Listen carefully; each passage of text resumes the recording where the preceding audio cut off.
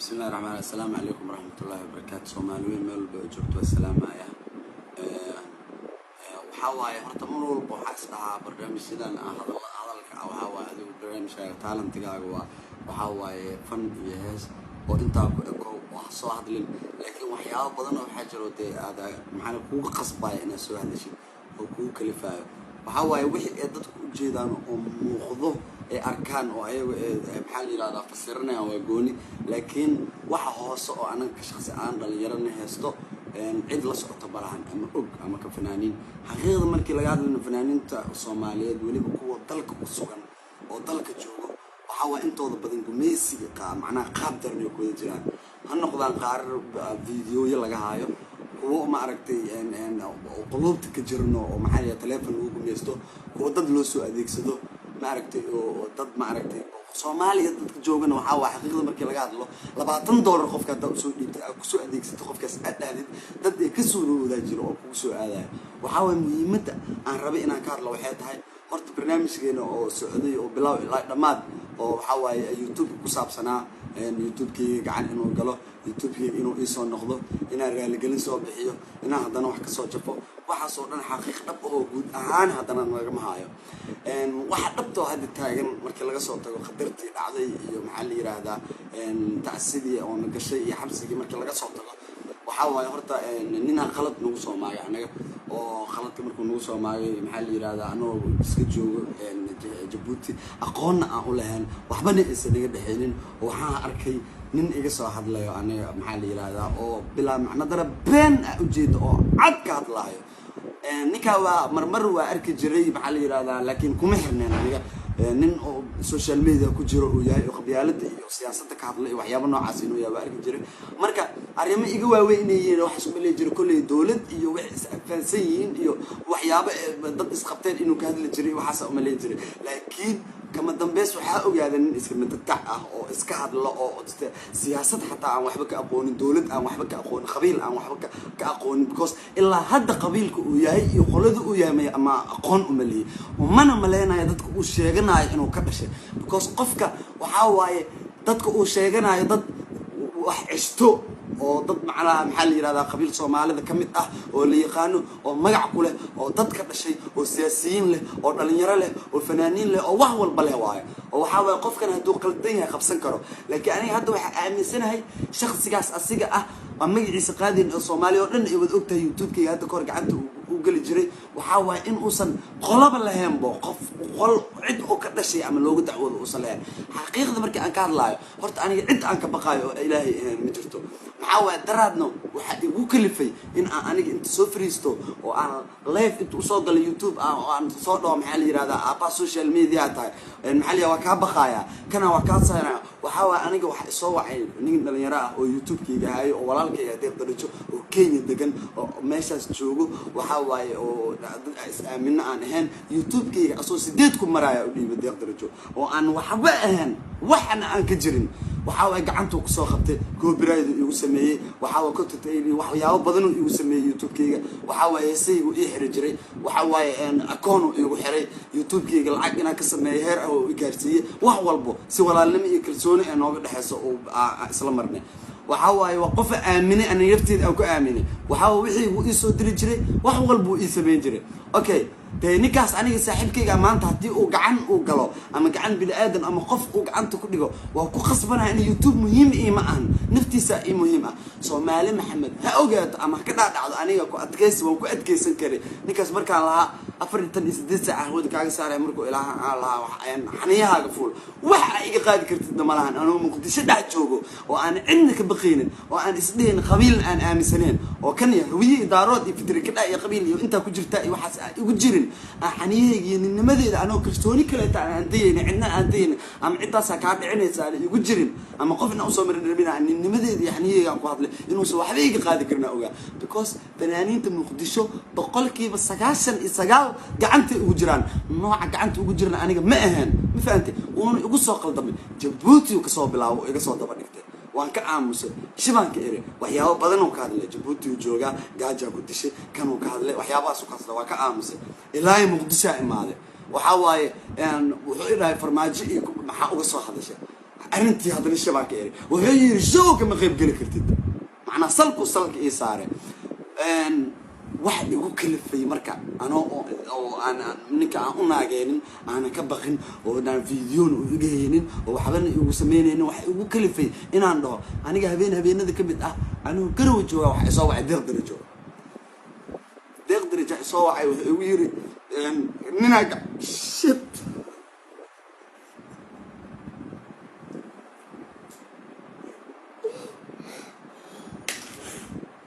wuxuu igu yiri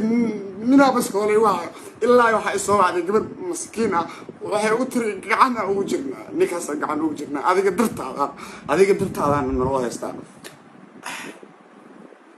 bas aniga awoodeedu waxay noqotay ninkii inaan waco aan dhaqorniyo aniga adiga naga dhaxaysaa dagaalkan waxaan maxaa ku haysataa dhalinyaradaas oo waxa waay wuxuu u adeegsaday nin laga baqo oo rasiid nuur Allah markii aan ka daba tagay aan dhahay war ka baqin waxba idinku ma sameey karo waxa la itaha Ahmed Rashid aan dhahay waxa la itusay video ninkaas oo dad dilaayo oo dhalinyar Soomaaliyeed dilaayo laamiga dhexdiisa ku dilaayo videogaas markii aan arkay ninka saaxiibkayga waa u baqaanay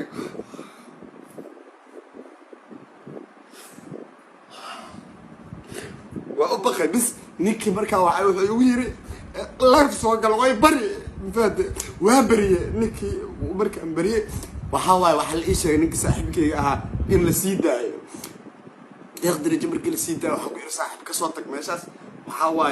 imaw jimeelkayga ninkii gacantiisa soo gale intii ma ku ere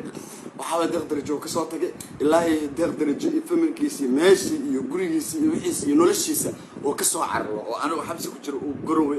ila imaado waxa Soomaali wax ma fahansanin deeqdarajo ku qayaani waxyaabo noocaas ka hadlaya marka hatta waxay taageenta waxay ugu kalifay inaan soo hadlo waxa ninkii maxaa la yiraahdaa hadii YouTube-kii baasweerkii wixii oo dhan gacanta ku haystaa inta ka baqaay ma laha gacanteedana ay ugu jiraan waxa maanta kalsooni iyo khibrad aan u leeyahay Soomaali ugu aamintay aan YouTube la soo fariistay qofna ma bari jirin xaniyay igu jiray Soomaali isku barin wali igu jira waxa daciif waay nin rag ma ah meelaha hoos ka soo hadla meelo hadeerta wax ugu kalifaa waxay tahay codkii dad waxaa jiro oo dad waaweyn oo arrinkiina ogaadaan rabaan dad asxaabta kamid ah oo codad aan markii ana ka qabanayno iyo ana la wadaag ana diray waxa dad u diray waxa inay ogaadaan ada codadkii la soo dhigay YouTube marka ma soo heshiina ani ninkaasi aniga YouTube-kayga iguma soo celinaysiis ay heshiinay YouTube-kayga xaniyay marka hore la iga qaaday la igu soo celiyay habeenada kamid ah anoo deeq isla joogna deeqo telefoon ku hadlaaya arkay oo ninkaas Ahmed Rashid Allah ka hadlay oo Ahmed Rashid ka telefoon ka qaadnay deeqo waxaan ku iray saaxiib adaanikaas ninka la yiraahdo Ahmed Rashid u galiyay gacanta YouTube-kayga waxa hadeertaan adaanikaas saas waxa la yiraahdaa iga heelay waxna igama qaadi lahayn YouTube cusubaan aniga hadda sameystay YouTube kaasna waxa uma baahni laakiin xaqiiqada jirto waa ka soo hadlaya baa ku yiri asoo sharaftiisa dhoorayo oo ka baqaayo Soomaali Maxamed sharaftiisa uga baqaayo Ahmed Rashid oo YouTube-kayga ii soo celi intuu wacay anoo aan la baryo tamin aan wicin oo soo gala qadka ninka la yiraahdo heblaay hebelka calisow markuu soo galay wuxuu yiri iyo kuugu wareejiya sidii YouTube-kayga ugu wareejistay maxaa la yiraahdaa oo aan deeqdarajo baasweerkii wixii hadda ii bedelay bas marka si walaalnimo oo iiga codsado yiri maxaa la yiraahdaa ii soo gal YouTube waa ku bariya ii sheeg bas ina YouTube-kaaga kuugu wareejilay aan bas aniga sheekada meesha ku ekaatay wax walba aan islahaa sidii aa dhacday bas hadeertaan ala kulli xal muhiimad soo fariisa waxay tahay waan inuu tusayaa baqashada lambarkiisana waa taqaanaan wuxuu soo diray waxa xayaat ka jiro wacya wuxuu leeyahay waxyaabo oo maxaa la yiraahdaa waa ku qaabinaya video waa ka duubaya kan uu duubaya meelaha hoose ee meesha ninka rag laga marin oo naga soo maraya ma fahamtay Soomaali Maxamed waxa uu sheegaya aniga horta cid aan ka baqaay ma laha YouTube-ka maanta haduu hawada ka baxo فيديو يوتيوب waxa uga baanay malahan waxa waan noolahay dad baa ka dhashay Soomaali Maxamed aan ka dhashay 20 jir ahay mar walba jaanis ah haysta aniga laakiin waxa inii sheegaya dhalinyarada Soomaaliyeed waliba fanka dhalinyarada fanaaniinta in ay gumeesi ku jiraan intooda badan gumeesi idinku waxay idin soo gudbiyaan farxada idin la wadaagaan heesa idin soo gudbiyaan laakiin xaqiiqada marka idin kala hadlo dhalinyarada gumeesi intooda badan ku jiraan waa loo caag jugleeyaa qaarkood video waa laga hayaa qaarkood wax walba lagu sameeyaa qaarkood dad loo adeegsadaa raga loo adeegsadaa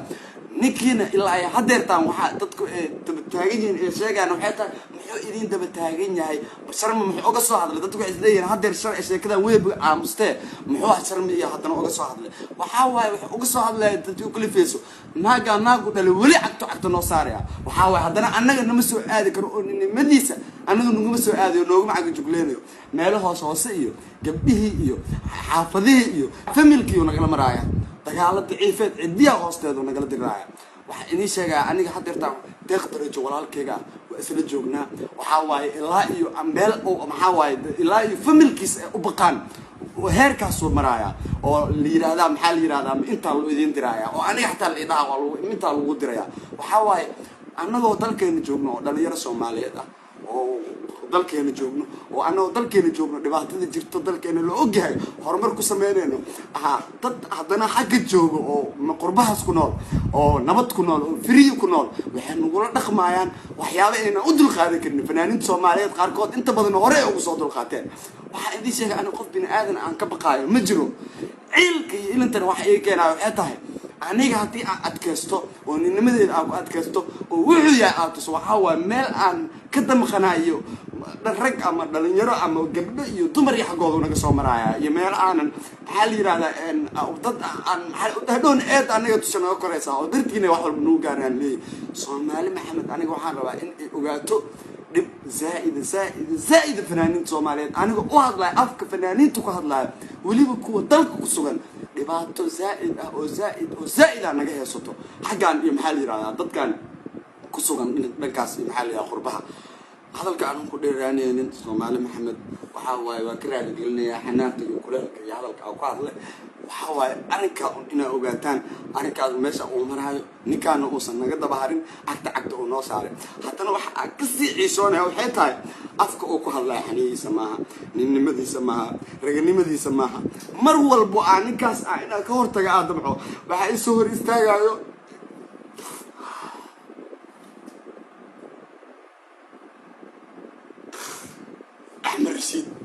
waxaa isoo hor istaaga Axmed Rashiid ninka noogu yiilay ninka dhalinyarada Soomaaliyeed waxa ay uga baqaysa ma aqaan dhalinyarada Soomaaliyeed oo dhan ay ka wada kaadanayso ninkaas oo naga soo maray ninkaas markuu awoodi waayo deeq darajo cilmi kuma dhamo wallaahi oo bilaahi oo talaa xabad cilmi ah oo intaas dhigin isku dhameen awood waxa u yeelan in YouTube-kiisa ahwada ka saarno uu naga soo weerarayo uu awood u yeesay deeq darajo uu ka daba tagay waxba uu naga qaadi waa asiga ilmaha xunka uu wato asiga waxa basabeeyo xaniimaha qol meeshaas ku jira dadaa waxay ugu yeelayaan afaar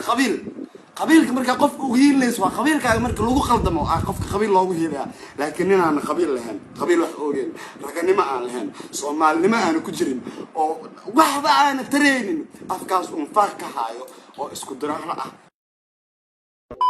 qabiil ugu yeelaysaan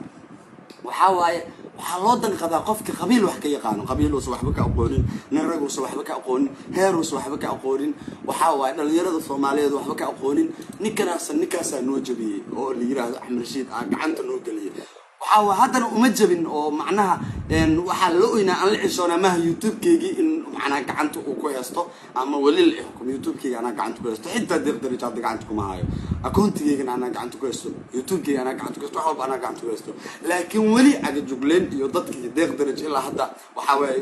wuu ka soo tagay noloshiisii wixii u socda horumarkiisii meeshuu joogo uu ka soo tagay waxaa waaye xayaat kaajal ayaduna sidoo kaleeta gabadha way ka soo tagtay waxaa xamaray ku sugan tahay wuu uga soo daba tago waxaa waaye dabadu hadal u qabtay